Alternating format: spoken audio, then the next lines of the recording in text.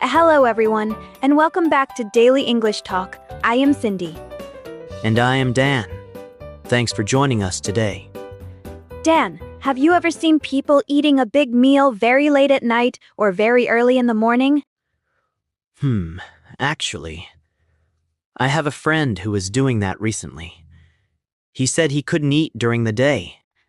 That's right. He was probably observing Ramadan. Ramadan? I've heard the name, but to be honest, I don't know much about it. It's a very important time for millions of people around the world. It's not just about not eating, it's about heart, mind, and community.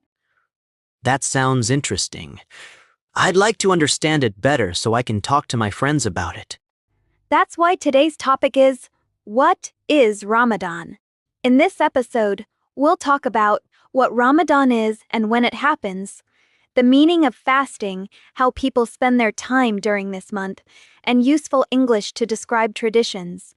Our goal today is to help you understand this global tradition and give you the vocabulary to talk about culture in English. And as always, our vocabulary expert Blair is here to explain keywords. Hi, everyone! I'll explain important words related to traditions and habits with examples you can use in your daily life. Perfect! First, let's understand what Ramadan actually is. It's a month in the Islamic calendar, right? Exactly. For Muslims, it is the holiest month of the year. During this month, people practice fasting. Fasting means they don't eat or drink, right? Yes. From dawn when the sun comes up until sunset when the sun goes down. Wow, that's a long time. It must be very difficult. It takes a lot of discipline, but it's not meant to be a punishment. It's a time for a spiritual reset, a bit like how we call sleep a reset button for the body. So it's a time to clean the mind and focus on what's important. Let's pause here and review some keywords. Blair, could you explain these for us? Of course! Let me give you some examples.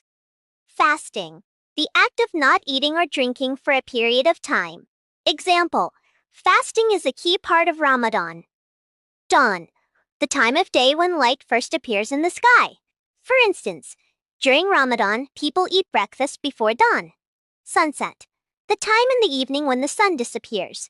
You can say, families gather together at sunset to eat. Spiritual, relating to the human spirit or soul rather than material things. Like this, many people find fasting to be a spiritual experience. Thanks, Blair. Those examples really help. So, why do people choose to fast for a whole month? Is it just about religion? That's a big part, but there are other reasons too. One reason is gratitude. Gratitude? Like being thankful for food? Yes, when you are hungry all day, you realize how lucky you are to have food and water. It helps you feel empathy for people who don't have enough to eat. That's a powerful lesson. It makes you want to be more generous and help others. Exactly. Charity is a huge part of Ramadan. People often give money or food to those in need.